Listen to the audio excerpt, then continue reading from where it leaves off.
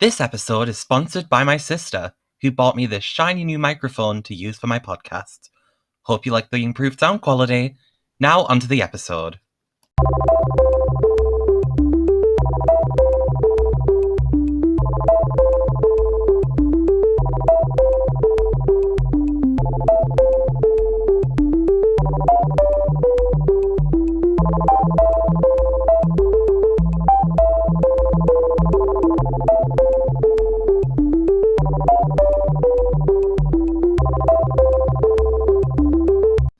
Well, hi there!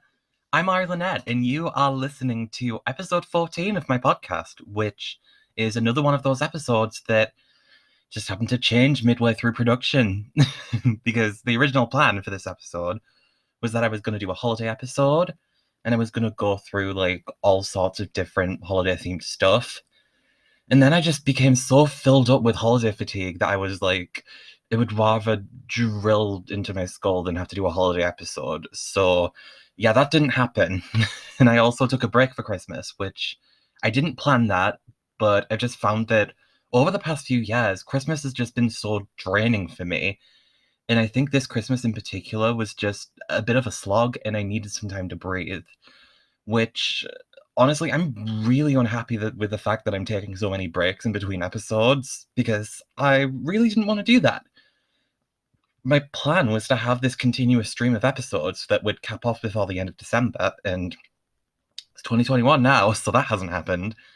So now the plans that I had for wrapping up this season and then starting the next one, they've had to have some changes, but I will explain more about this later on. I've even got a little bit of it at the end of this episode that I'll be talking about, but we have to get through the episode first. So, this episode is the one where I'll be trying my best to explain something that has riddled my family, my friends, and my followers for much of 2020. This is an entity that has risen from the ashes of shithole 2020 and made itself known to the world as a star. This is a personality that has taken influence from many different things I hold dear, and has become its own juggernaut. This is a character that might just single-handedly be the key to making people's lives that little bit less miserable. You might know their face, but you do not know their whole story. And that character is Porg. Okay, so if you don't know what I'm talking about, which I severely doubt because I've been shoving this little one in people's faces for about a year, then let me explain. It's going to be difficult to really explain the allure of Porg without pictures, but I'm going to try, as I always do. So on January the 6th, 2020, I made the decision to purchase a Porg from Build-A-Bear. Now, this is based on the fictional creature from the Star Wars sequel trilogy. I struck it myself, gave it a wig and a dress from Build-A-Bear's Frozen 2 range, and I bought it with my own money. And this happened to be not only one of the first purchases I made last year, but was one of the best purchases I made all year. And over time, Porg has gradually taken on a life of its own. And what this episode is going to be, it's going to be the full story of Porg. It's going to be about how Porg came to be, the way that Porg has impacted other people, and what I've been doing with Porg. And it is a strange episode topic, potentially the strangest topic for an episode of any podcast in existence, which is a feat. But I wanted this episode to come now because not too long after this episode releases, it will be Porg's birthday. Porg is a January baby, a Capricorn, if you will. And this episode feels like an appropriate way to celebrate their first birthday.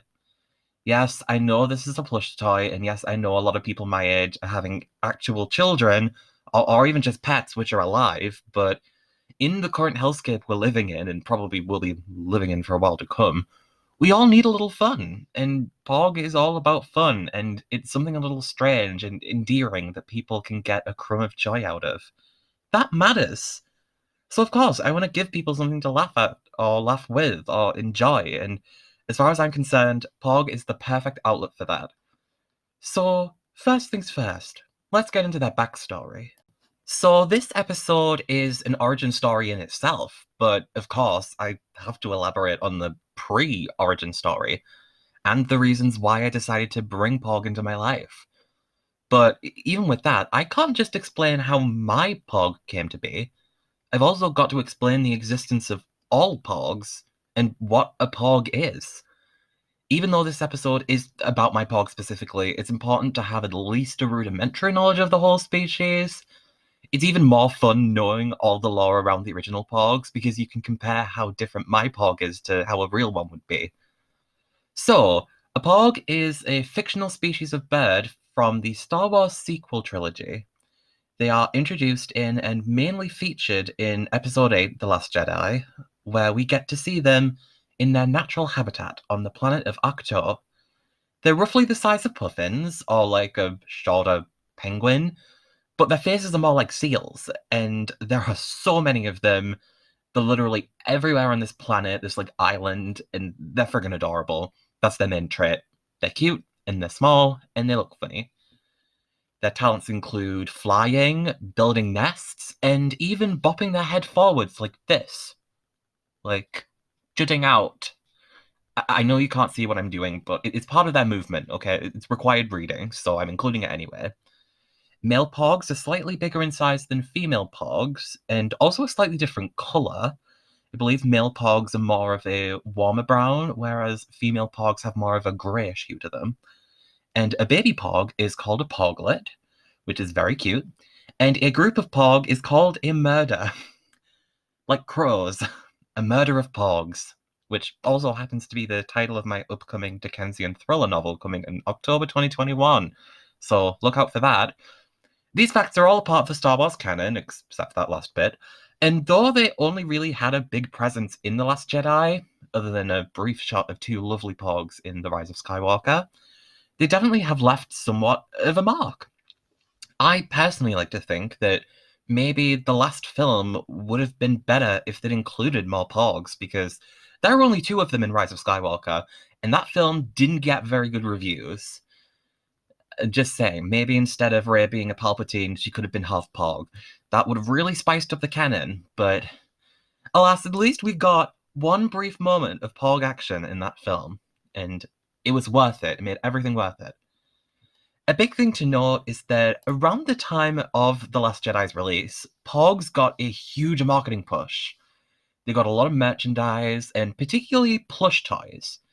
Now, you know I love plush toys, so stay with me here. Disney had a film coming out which featured cute little creatures with big saucer-wide eyes, and it's Disney, so of course they're going to merchandise the shit out of anything fitting that description.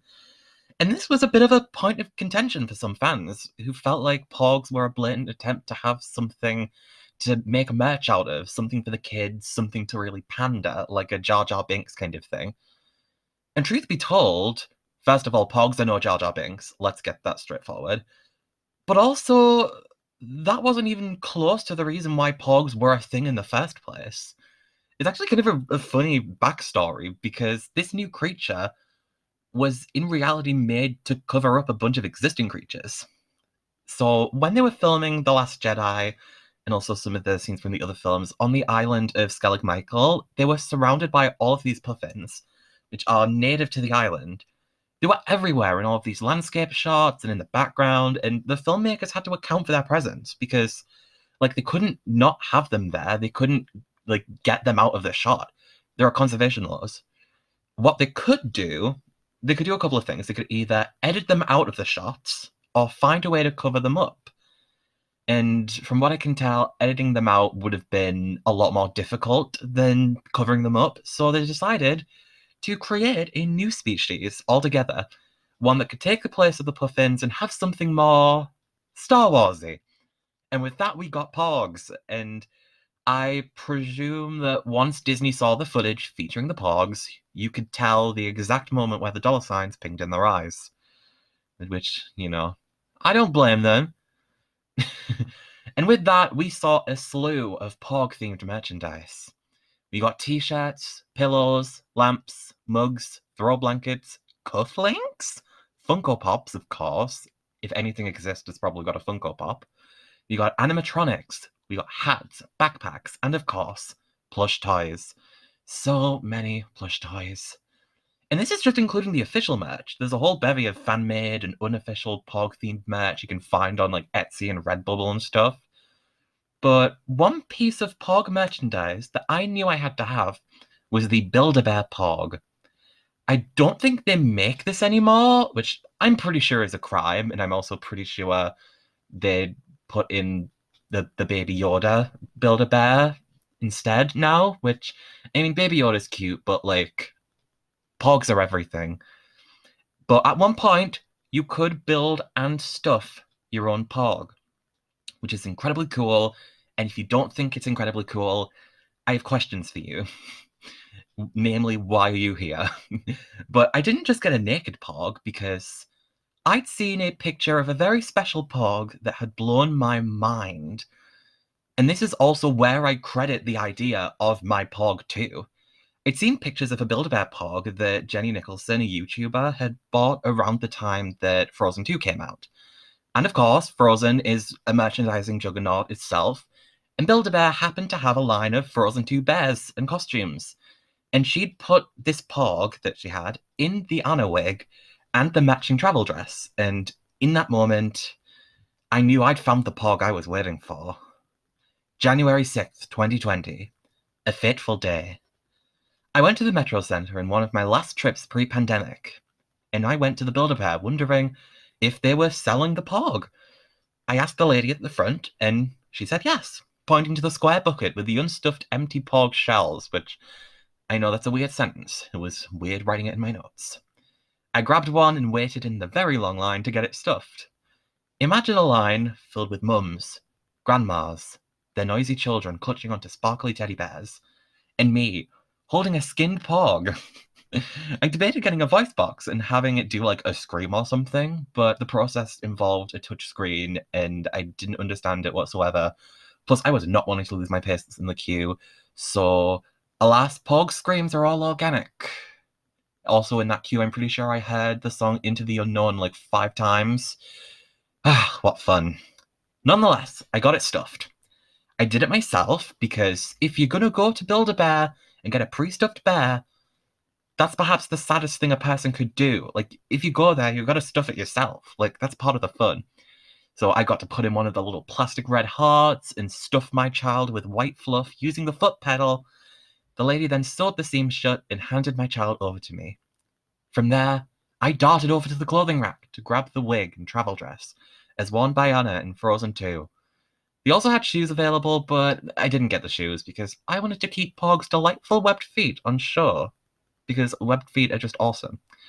I hastily opened the wig and all of the packaging. I tried my darndest to shove Pog into the dress, not realizing that there was a Velcro opening that would have made it much easier. And once I'd put the wig on it, in that moment, a star was born. So when I'd taken off the packaging of like the wig and the outfit, obviously I kept the barcodes to scan. So I took this newly christened icon, along with all of the packaging and barcodes I needed, over to the checkout, where the lady at the checkout provided one of the signature carrying boxes, which I was very excited to have. Can only assume she was about to dial up the number for her therapist as well, but either way, I walked out of that Build-A-Bear with a lifelong friend. I thought that this episode would be a great time to establish a formal Pog canon. In the same way that I gave a quick everything you need to know about Pogs as a species, I'm going to do that same thing for my Pog. So, my Pog is named Porg, which, I know, so creative. I'm really a visionary. I didn't give them a different name, and I don't think I ever will. Pog is just Pog, like Cher, or Madonna, or Fabio. Like, there really doesn't need to be another name attached to such an illustrious figure. Officially, Pog has, and I quote, no pronouns, only rage, which is a mood, but they'll gladly settle for they them pronouns, and occasionally it pronouns if you're lucky. Porg lives in front of my TV, which they intentionally chose as their home because they want me to remember that they're the real attraction in the house, and I don't need to switch on the TV to see something captivating. If I am watching TV, Porg will take my computer chair, or occasionally the inner corner of my bed. Their favourite beverage is the blood of their enemies. They feed off my parents' fear, but they also really enjoy grapes. My Porg is also quite a bit bigger than the ones from the films, like it's twice the size of your average Porg, from Porg Island, as I like to call it. And its coat is of the warmer orange-brown colour of the male Porg, but my little angel cares very little for such binaries. Porg's political alignment is predominantly based around anarchy, but they also pride themselves on their philanthropy. They're very pro-BLM, pro-choice, anti-TERF. Porg is a gay icon, and also a trans ally. They also believe in eating the rich, and on occasion will set out on missions to haunt the Tories, which I couldn't be more proud of my child for that. Pog will wear anything that they think is suitable, whether it's a shirt or a dress or a tiara, as well as a wide variety of wigs. Whether it's auburn, blonde, dark brown, or lavender, they know how to serve a look. But as much as Pog is cute, they are also not above achieving their means through some more unsavory methods. At night, Pog watches me sleep and is presumably planning their next act of chaos. Okay, so that was all a bit of a trip. And if you're probably listening to this thinking that I've truly lost it, well, that's fair. But it's nice to have something fun to project this personality onto and become a part of the dynamic of the house. And when I say that, I mean that. Pog is not just known by me, but also by my family members. At first, they were quite baffled to why I'd brought a Pog in a princess costume, and it's obviously something weird to spend your money on, but since they know me well enough, they weren't that surprised. For me to do something like that is not really out of character, so they were just like, okay, and they moved on with their day, as you do. But over the next few months, I decided that it would be fun to give my parents a little taste of chaos. Because over time, I realized that my parents, particularly my mum, kind of felt unnerved around Pog. Like, they thought that my beloved child was a tad scary. Maybe it was the big, wide, unnerving eyes or their magnetic presence whenever you entered the room. That combination of weird and funny plus creepy made everything click even further. And that's where the fun began.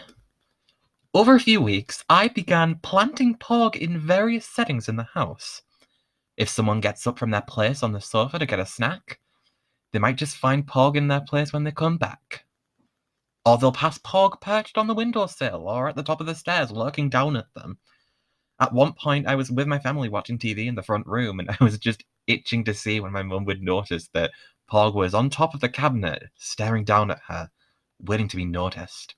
And that time was particularly ghoulish because it was in the dark, and Pog was illuminated by lamplight. And what was fun about this is that they started doing it to me too. They'd move Pog from their usual perch on my computer chair, or put them out on the windowsill, or put them on the bed or something, just move them around so I'd like find them there after having a shower or something. And I got a lot of enjoyment out of this. It would just be something to give me a little laugh, and it also helped to build up Pog's reputation as a bit of a troublemaker. Now, even having mentioned all of this, I still haven't talked about the best incident out of all of these. And this one involved my sister. Yes, this time I had a co-conspirator. Our plan was to plant Pog downstairs for Mum to see while she was working. But with a twist. The twist was that I'd set up a voice call between my phone and my sister's phone, put my phone up Pog's skirt, and planted Pog downstairs with phone, so that when I talked into my sister's phone once we got back upstairs, we basically made Pog talk. And, oh, it was amazing. We gave them the sinister sounding voice, and we wanted to sound as creepy as we could, like, hello, mother. And it took a while for Mum to notice, but it definitely gave her a fright. What a moment. And this is also where the title of this episode comes from, because one of the phrases I said down the phone as part of Pog's script, so to speak, was Pog reigns supreme. And I think that kind of sums up this year within my house. There might have been a pandemic this year, but Pog really did reign supreme in our house. Something I love about Pog is that they are always photogenic, unlike myself, because I very often have bad skin days. But obviously, Pog doesn't have that problem. It's a plush toy. So it was very funny to be able to take pictures of Pog doing stuff, and I've seen a lot of people really enjoy that. So something I decided to do on the evening of the recent US presidential election, I decided that maybe now was the time to give my followers something to smile about, especially in such a nerve-wracking moment in history. So I decided to give Porg their own Instagram, which you can follow.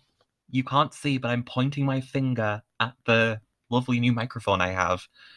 But you can follow them at the Blessed Porg. And I picked that name out as a reference to the DJ, the Blessed Madonna. And this account on Instagram is essentially, you know, when like influencers make Instagram accounts for their pets, and it's like, oh, my dog has an Instagram. Well, it's that, only it's better because it's a Porg. And don't get me wrong, I love dogs, I love cats, I love pets overall. They're lovely. Animals are lovely. We love animals on this podcast. But let's be honest, it's not a Porg. This account is just full of pictures of Porg living their best life, popping out of boxes, taking a nap, playing video games.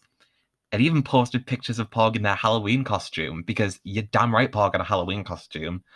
I dressed Porg up as Dakota Johnson from her infamous Ellen interview, so like with the red, like dark plaid shirt and obviously the wig with the fringe. Like, it was a moment in history, let's face it. This account is something I wanted to create to give people a sense of joy. Just a little something, whether they found it when it was created or whether they were just discovering it today. Like, it's supposed to be something that just people can really be happy to see. And initially, I was just posting photos on this account. It was just completely unedited photos of Porg, occasionally with like a filter, but like standard fare. But one day I decided that it would be fun to add a little flavour, a little bit of spice in the equation.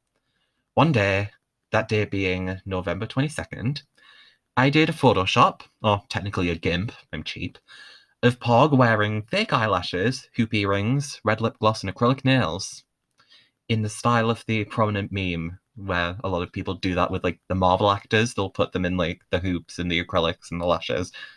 And I posted this, and it received some positive reception on Instagram. But once I posted it to some of my friends on Discord, that's when the fun really started. And arguably when I unleashed a monster. Because then one of my friends began photoshopping Porg's face onto other pictures. I'm pretty sure she'd actually went through my Facebook and grabbed some pictures of like me at like a wedding pre-pandemic that I was at and put Porg on like my sister's face and on like some of the guests' faces, and it was strange, but it was very funny to see. I'd even gotten one of the pictures from when I went to see Kim Petras in concert in February, but according to this picture, she had Porg as a guest sometime during the show. I was even sent photoshops of me being knighted by Porg. Yes, my face was brought into these photoshops too. And in that moment, I knew that there was so much meme potential that I'd been missing out so far. So I joined in and I did some quick edits of my own. I even got a little, like, sort of Photoshoppy app on my iPad so I can do quick emergency edits instead of always having to go on my computer. So whether it's Porg as RuPaul on the main stage, or Porg in Princess Diana's revenge dress, or most famously, Porg with a stock photo gun pointed to the screen. And that Porg gun meme in particular is such a useful one to have in your Rolodex. I'd already put it on my Instagram, but it's also took a full residency in my iCloud photos, just in case I need to jokingly threaten one of my friends. Like, a really good reaction image has a lot of power, and it's important to have a good selection of reaction images. It's just vital. In fact, now, within my folder of reaction images on my computer, I have a subfolder of Porg-themed reaction images. My sister Shannon even caught on and made me one of the best birthday cards I've ever received. She got some pictures of Porg and photoshopped them onto pictures of Carly Rae Jepsen, Charlie XCX, and Kylie Minogue, like their album covers, which was not only a great surprise, but just an incredible piece of art. It sounds silly referring to this card as art, but I've kept it on my vision board, so that must mean something, right? Because I only keep really good stuff on my vision board, like my pin badges and like signed art cards and like my cards from Colourpop orders and stuff. So, gotta mean something, right? But if you thought that Discord in-jokes would be the limit of my career in photo editing, you'd be dead wrong. Because the holiday season meant that it was now time to enact Phase 2 of Porg's superimposed adventures. I decided that in lieu of traditional Christmas cards that you'd like buy from a shop or something, I would give each of my family members a special snack in the week before Christmas with a special note. On the outside, I'd stuck on a little parody stamp, but instead of the Queen's head, I used Porg's head with like a stock photo crown on, and then I filtered it like blue to like the stamp color, even had a little second class on it. And then on the inside, when you opened it, I had a picture of Porg coming out of a Christmas gift box with a little Santa hat on, and it had the little caption, Merry Porgmas. And obviously, as I said, these cards came with special snacks as like a treat, like a chocolate bar that they could have now, in addition to their Christmas presents, which they'd have on the actual day. As far as I'm concerned, this is something much better and much cooler than a regular Christmas card because it involves snacks and it involves Porgs. And those are both two net positives in my book. This was just one of the Porg related things that I wanted to do around Christmas time, but I didn't get to do everything that worked. Like, not everything worked. One of the things I wanted to do that didn't work was putting Porg on top of the Christmas tree. Oh my goodness. It was like having Porg as like the angel on the top of the tree.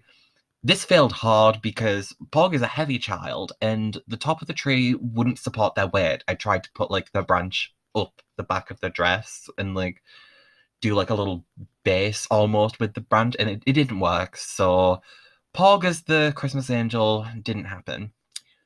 That's unfortunate, but it wasn't the end of the world. First of all, because it's not that significant of a thing, and also because I had another plan.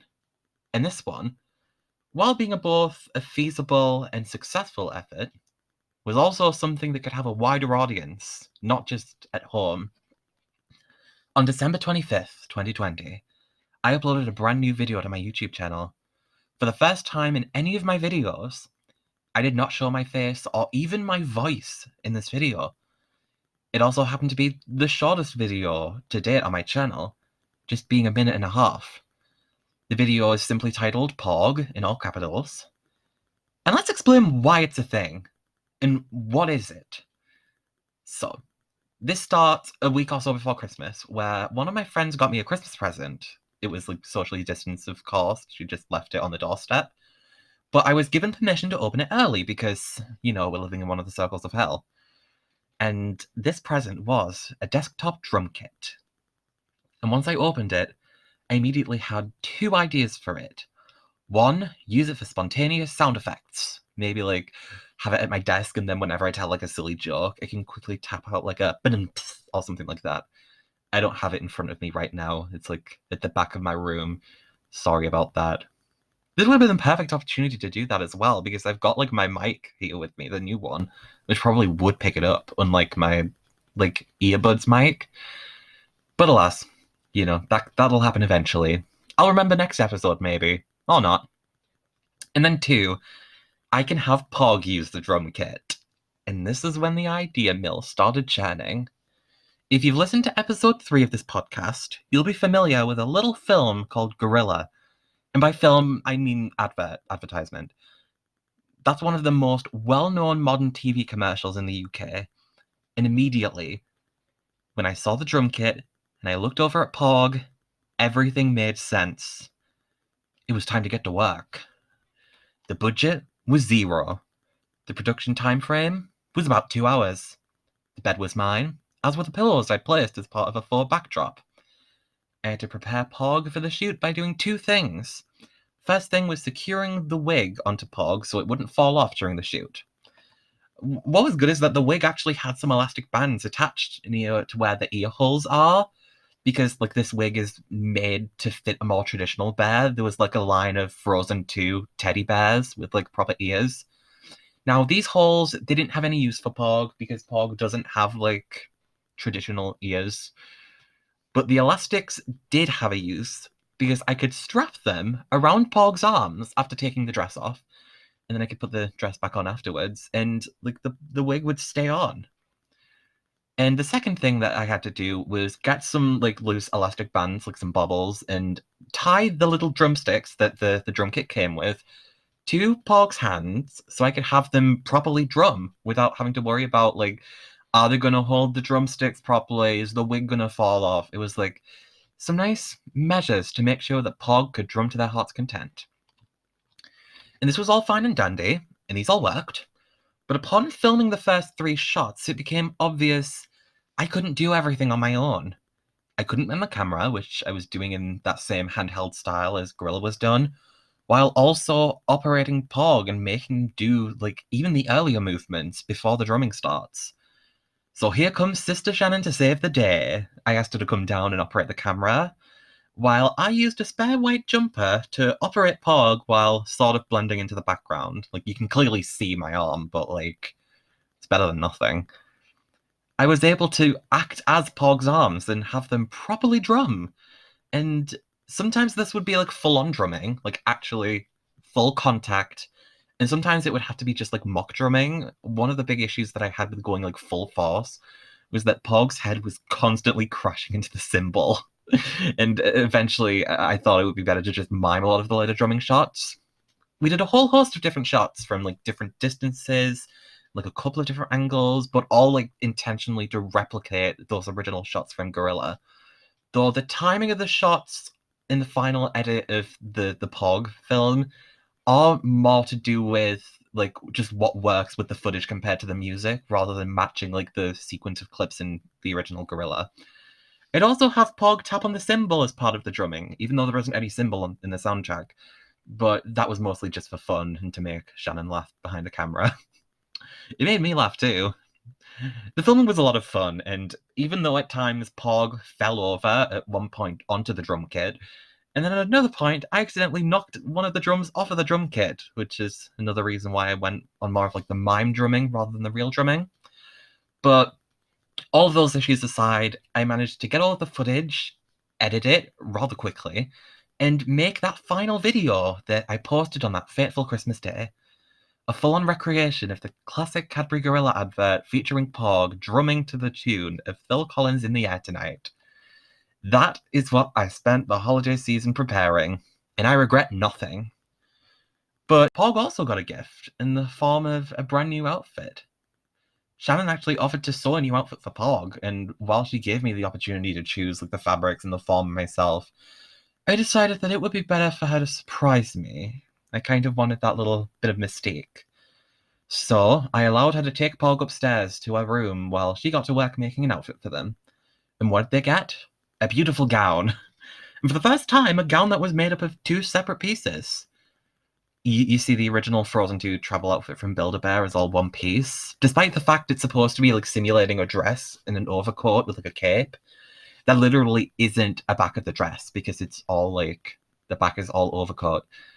But now, Porg had a 2-piece ensemble made up of a gold satin top and a skirt made up of orange tulle and a brown underfabric. She'd even sewn on a little rose buckle to the front of the top. Like, Porg was giving full-on Belle fantasy, animated Belle, not live-action Belle. And that was the start of Porg's modelling career. Expect to see Porg gracing the runways of the world in the coming years. Post-COVID, obviously. Over the last year, Porg has went through different wigs and outfits, became a bit of a meme, and had a jolly good time terrorizing my family. But once someone has done that much, it begs the question, what's next? So far, the future is looking bright for Porg. I've already mentioned Porg's modelling career, but let's face the facts, this one's a multi-talent. As far as I know, they'll be reading the UK scores at the upcoming Eurovision Song Contest in Rotterdam. They'll be carrying the Olympic torch, they'll be doing I'm a Celebrity next season, you can even see a book deal on the horizon. Either way, expect to see more of Porg in the future, in whatever pursuits they may undertake.